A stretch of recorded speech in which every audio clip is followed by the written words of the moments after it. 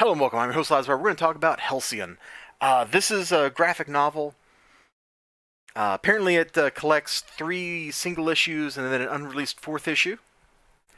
And it's from 2012. I don't know anything about the creator up there. See his name?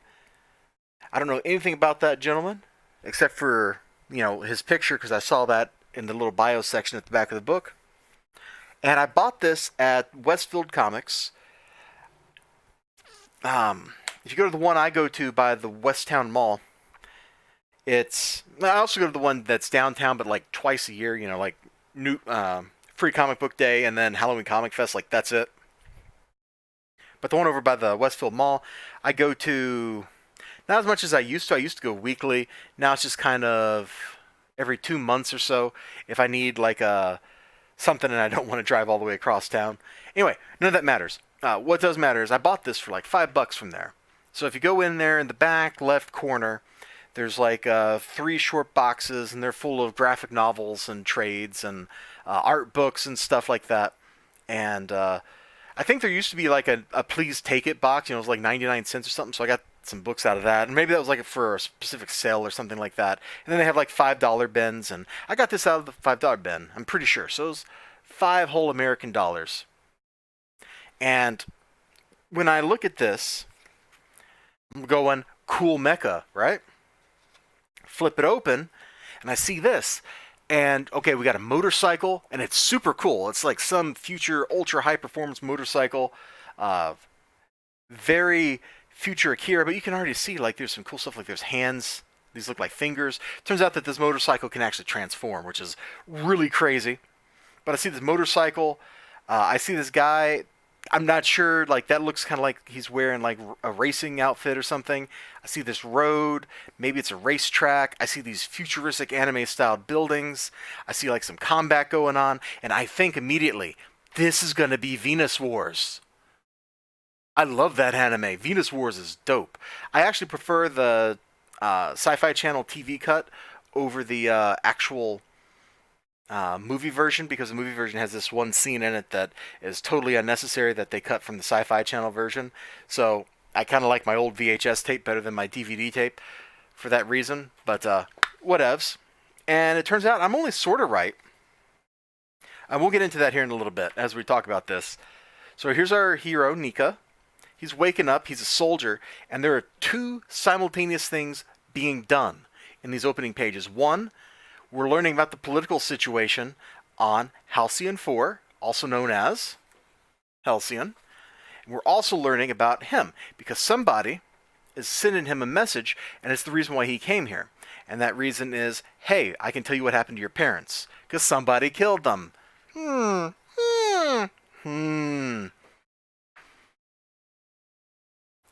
Now, he goes AWOL. Boom, there he is in a taxi. And he goes looking for info. He gets dropped off. There's a protest. And then everything goes bad. And that's the moment when the government forces roll in and start killing everybody. Because, nothing really says, hey guys, you're all going to successfully maintain your independence, like shooting them in the head, right? No, see, I joke. That's not how it works at all. You shoot them in the head, they can't maintain their independence because they're dead. So the government is going in for, like, the brutal repression approach. Very Cardassian, very movie villain. It doesn't really work out that well in real life when people try this thing, because it just makes people hate you. But boy, it's sure effective in the short term, and it's sure nasty and disgusting. Now, we immediately go from that into a cool chase sequence. Nice coloring effects. Nice little outsmarting the bad guy. Boom. It's great stuff. And the heroes, at that point, escape, and they have to try to get out. Like, they escape the immediate situation, now they got to travel. And we kind of jump ahead in time.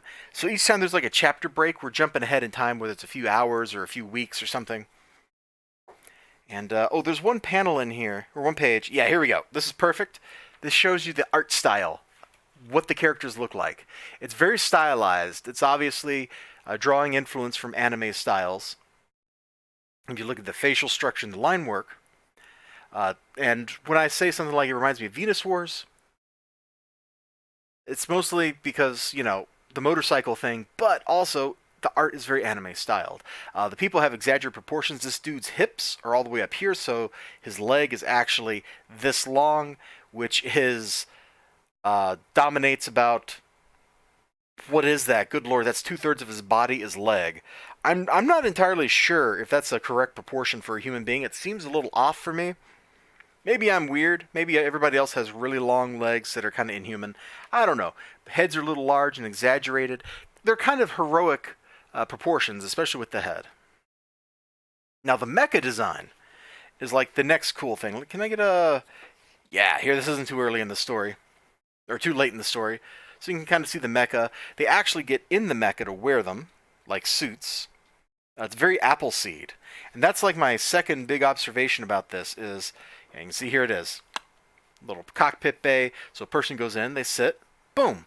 Your limbs go down into the suit, and then the suit has like pads that detect the pressure you're putting in. Kind of like a Waldo system, except you're not like forcibly like moving so much. You're just kind of like putting pressure in, and it makes the arms and legs move based on that.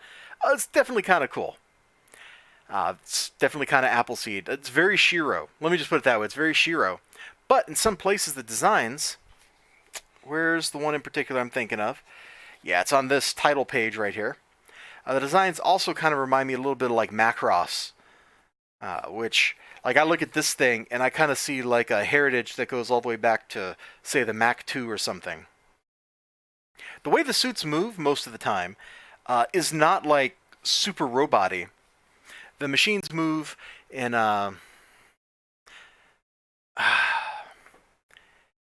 it's not like Gundam, where a machine like flies into orbit and smashes the space station, comes back down. They're more realistic than that. They're realistic kind of in that Heavy Gear way. If you've ever seen, there was a show for that, but I've never watched that show. But if you've ever seen the books or the video games, like, the machines move kind of like that. They move kind of realistic, even though, giant robots are not realistic. Actually, these aren't all that giant, really. These are kind of like man-sized, probably reasonable things to have at some point in the future.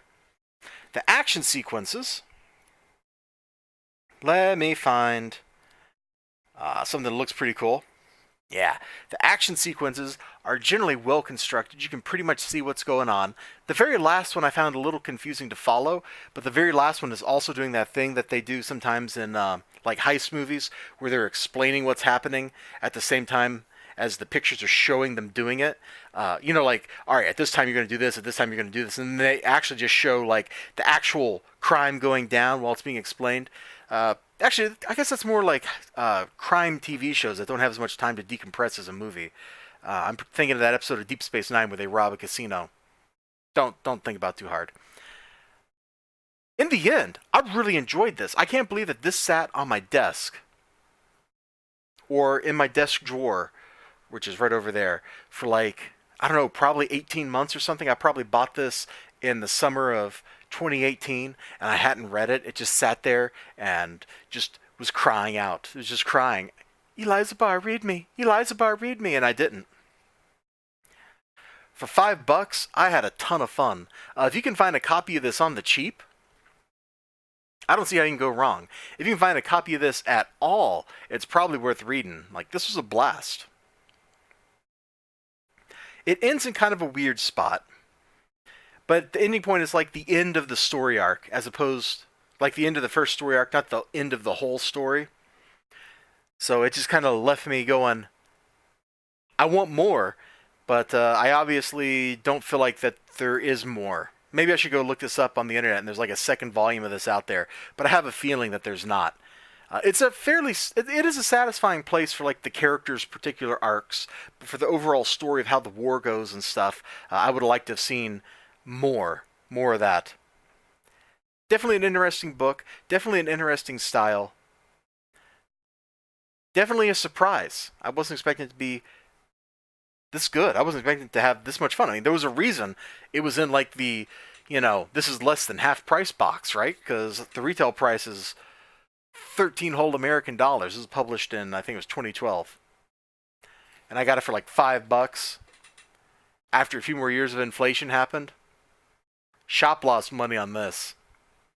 But they were happy to get money back on it instead of sitting in their box. Anyway, I'm going to get out of here. Check out Hellcyon. It's pretty cool. Until next time, you have a great day. Maybe like, comment, subscribe, all that good stuff. I sure hope to see you again next time, so bye-bye.